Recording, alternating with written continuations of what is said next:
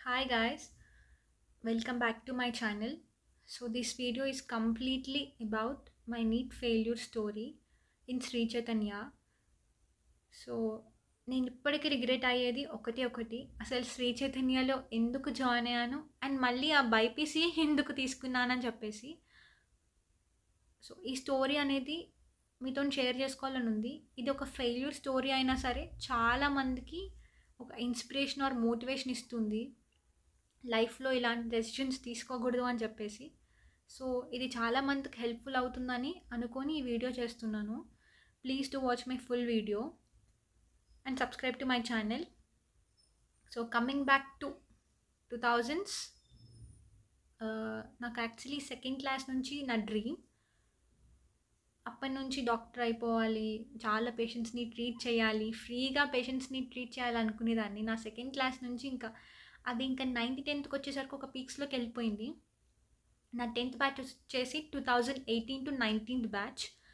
So నా 10th ఇంకా అయిపోకముందుకి 10th మధ్యలోనే నా అడ్మిషన్ అనేది అయిపోయింది Sri Chaitanya semi residential campus. అంటే 7 to 7 ఉంటుంది. బ్రేక్ఫాస్ట్, లంచ్, స్నాక్స్ అనేది వాళ్ళే ప్రొవైడ్ చేస్తారు. మనం ఇంటికి వెళ్ళిపోయి జస్ట్ తినేసి పడుకోవడమే మన టాస్క్. సో అన్నీ వాళ్ళే ప్రొవైడ్ చేస్తారు. సో అలా జాయిన్ అయిపోగానే కొన్ని డేస్ అనేవి చాలా ఫాస్ట్గా అయిపోయాయి. నా 10th ఎగ్జామ్స్కి నేను మంచిగా రాశాను. దెన్ ఆఫ్టర్ రిజల్ట్స్ వచ్చిన 1 week 10 daysకే కాల్ వచ్చింది మా పేరెంట్స్కి that college is going to start అని చెప్పి.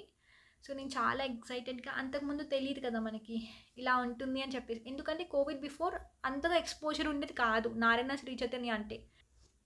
సో కోవిడ్ నుంచి కొంచెం పిల్లలకి అనేది ఎక్స్పోజర్ స్టార్ట్ అయింది నారాయణ శ్రీ చైతన్య గురించి, అండ్ సెవెరల్ కాలేజెస్ కూడా, ఓన్లీ నాట్ నారాయణ శ్రీ చైతన్య.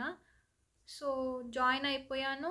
మనకి మంచిగా 7 to 7 కాలేజ్ అంటే 6:20కి వ్యాన్ వచ్చి పికప్ చేసుకునేది నన్ను. 6:20 అంటే 6:20 అంటే నేను మార్నింగ్ 5:30కే లేచిపోవాలి. ఇంకా 5:30కి లేస్తేనే మనకి అన్ని పనులు అవుతాయి. 6:20కి కరెక్ట్గా కింద వ్యాన్ ఉండేది. ఒక 2-3 minutes మాత్రం పర్లేదు, మేనేజ్ చేయొచ్చు. ఆ 6:20కి వ్యాన్ ఎక్కేసి 7కి కాలేజ్లో దిగిపోయేదాన్ని. అక్కడ దిగాక 5 floors ఎక్కేదాన్ని 7 AM-కి. 5 floors ఎక్కి బ్యాగ్ పెట్టేసుకొని మళ్ళీ ఆ ప్లేట్ బ్యాగ్లో నుంచి తీసుకొని కిందకు వచ్చి ఇట్లా పిండితే వచ్చే ఆయిల్ ఉంటే బోండాలు, ఇంకా వడలు, ఈ దోశలు, ఇంకా ఉప్మా, ఇవేవో పెట్టేసేవాళ్ళు. డైలీ కామన్ ఇడ్లీ పెట్టేవాళ్ళు మోస్ట్ ఆఫ్ ది డేస్. పులిహోర, ఇడ్లీ ఉప్మా, దోశ ఉప్మా, ఇంకా ఏవేవో కాంబినేషన్స్ పెట్టేవాళ్ళు. నాకు అంత గుర్తులేదు. సో ఆ కాంబినేషన్స్ ఏదో ఒకటి తినేదాన్ని. మళ్ళీ 5 floors ఎక్కేదాన్ని. 5 floors ఎక్కి ఇంకా కూర్చొని మార్నింగ్ ఏదో ఫిజిక్స్ క్లాసు, బయాలజీ క్లాసు ఏదో ఒకటి స్టార్ట్ అయ్యేది. అది ఏదో చదివేదాన్ని, అలా అయిపోయేది. మళ్ళీ మధ్యాహ్నం టైం మళ్ళీ 5 floors ఎక్కి దిగాల్సి వచ్చేది.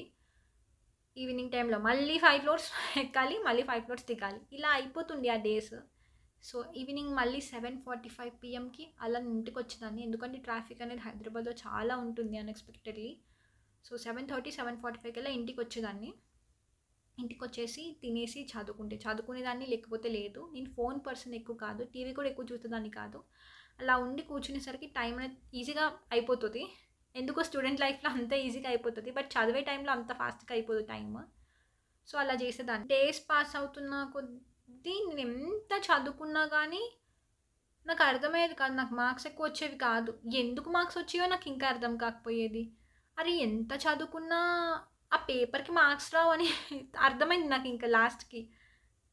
ఎన్సీఈఆర్టీ బుక్ అని ఒకటి ఉంటుంది, మన స్టేట్ కాదు, సెంట్రల్ నేషనల్ లెవెల్ బుక్ ఉంటుంది. అంటే బాటనీ, జువాలజీ, ఫిజిక్స్, కెమిస్ట్రీకి వాల్యూమ్స్ వైజ్గా బుక్స్ ఉంటాయి. నేను ఆ బుక్సే మోస్ట్లీ ప్రిఫరబుల్ నాకైతే, అండ్ ఆల్ ఇండియా లెవెల్లో అవే ప్రిఫరబుల్. వీళ్ళు అవి కాకుండా వీళ్ళ సొంత బుక్స్ ఒకటి క్రియేట్ చేసేవాళ్ళు. ఇవి బుక్స్ ఉన్నాక, గవర్నమెంట్ బుక్స్ ఉన్నాక ఎందుకు ఈ బుక్స్ ఇంకా అర్థమయ్యేది కాదు. దానికి రకరకాల ఎంసీక్యూలు, రకరకాల లెవెల్స్, ఓరి బాబోయ్ అనిపించేది.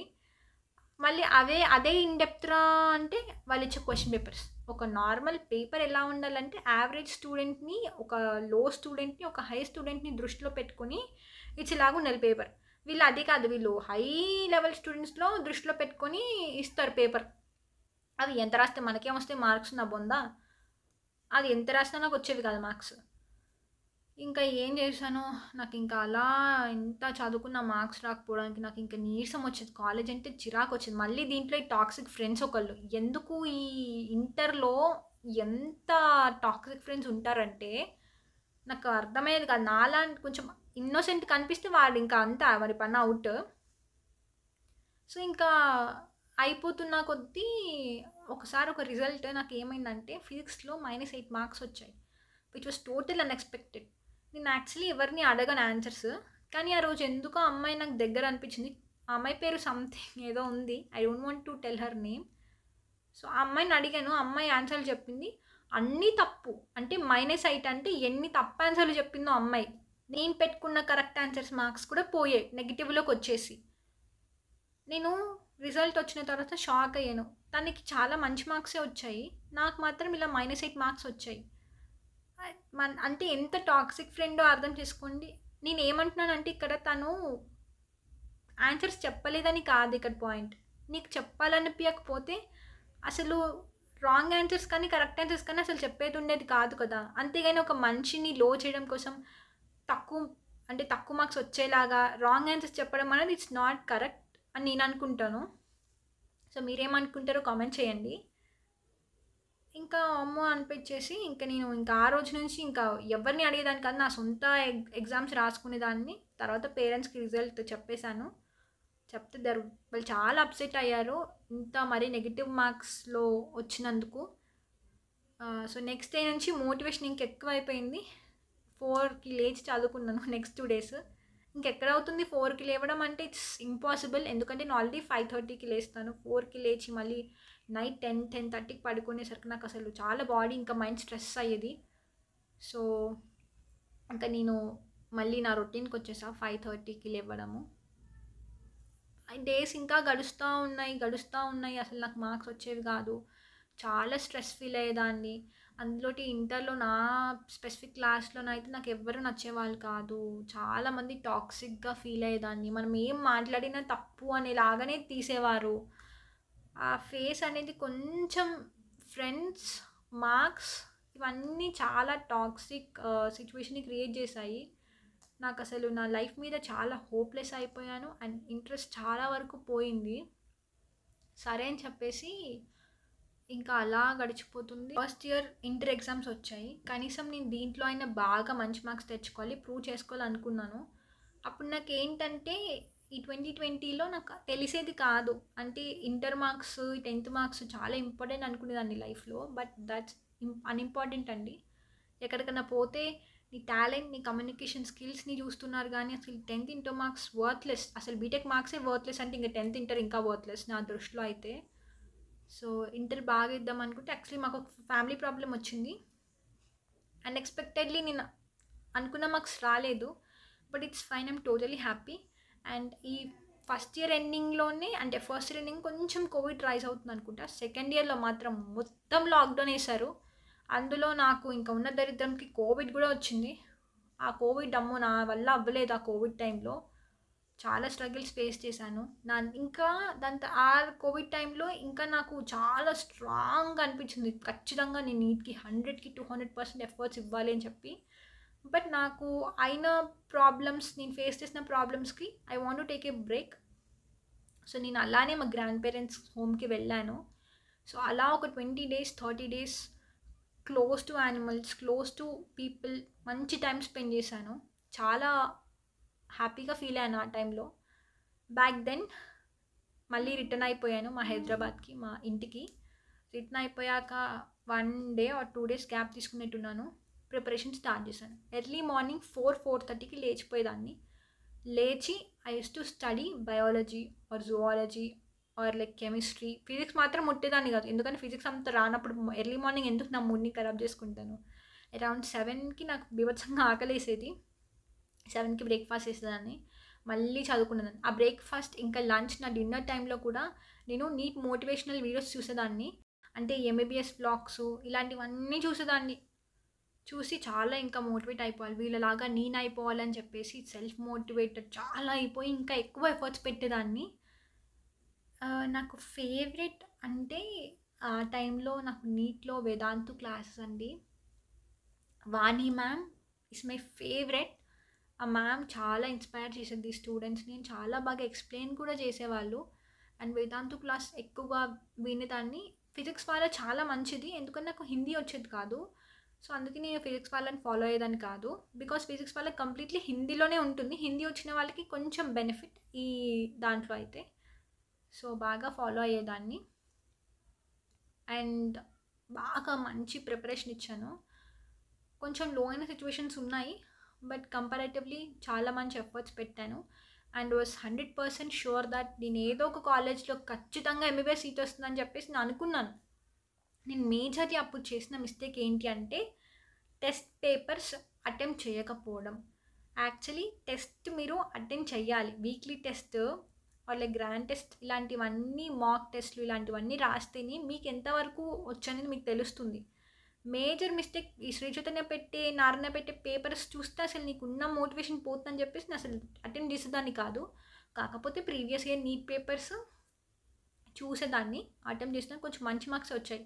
మీరు నమ్ముతారో నమ్మరు, నాకు నీట్ 2020 పేపర్కి అరౌండ్ 600 మార్క్స్ ఎంతో వచ్చాయి, విచ్ వాస్ టోటలీ అన్ఎక్స్పెక్టెడ్. అంటే అది second time third time attend చేస్తే అన్ని మార్క్స్ వచ్చాయి. అంటే నాకు ఫస్ట్ టైంకి తెలీదు, ఎందుకంటే నేను ఎలా సాల్వ్ చేయాలో చూడలేదు, ఆన్సర్స్ కూడా మనకు గుర్తుండవు కదా. సో అలా ఇచ్చాను. So the most important day, my NEET exam. ఆ రోజు రానే వచ్చింది, అటెంప్ట్ చేశాను. అటెంప్ట్ చేసిన రోజు మార్నింగ్ ఎన్ని హోప్స్ పెట్టుకున్నానో, ఆ మార్నింగ్ వరకు మై హోప్స్ అన్నీ కొలాప్స్ అయిపోయినాయి. ఇంకా నాకు లైఫ్ ఎండ్ అయిపోయినంత బాధ అనిపించింది ఆ డే మాత్రం. ఆ రిజల్ట్ చూసుకొని ఏంటి ఇన్ని మార్క్స్ నా వర్త్ అని చెప్పేసి నాకు అసలు గుర్తు పెట్టుకోవాలని కూడా లేదు ఆ సిచ్యువేషన్. ఎందుకంటే స్టూడెంట్కి అదే లైఫ్ అనుకుంటారు, మనకు అంతా తెలీదు, చాలా ఇన్నోసెంట్ మనం ఆ టైంలో. అది తలుచుకుంటేనే నాకు ఇప్పటికీ చాలా బాధగా అనిపిస్తుంది, ఆ ఫేస్ నేను ఎలా బయటకు వచ్చానని చెప్పేసి. మై మామ్ అండ్ డాడ్ ఒక 2-3 మినిట్స్ ఫీల్ అయినా సరే దే ఆర్ ఓకే, సరే ఏదో ఒకటి, చాలా ఆప్షన్స్ ఉన్నాయి అని చెప్పేసి వాళ్ళు బాగానే ఉన్నారు. అండ్ మా తమ్ముడు కూడా గేవ్ సపోర్ట్ టు మీ. దాని తర్వాత ఎంసెట్ అటెంప్ట్ చేశాను. అంటే దాని ముందే ఎంసెట్ ర్యాంక్ వచ్చింది, ఎంసెట్ రాశాను, ఎంసెట్ ర్యాంక్ వచ్చింది.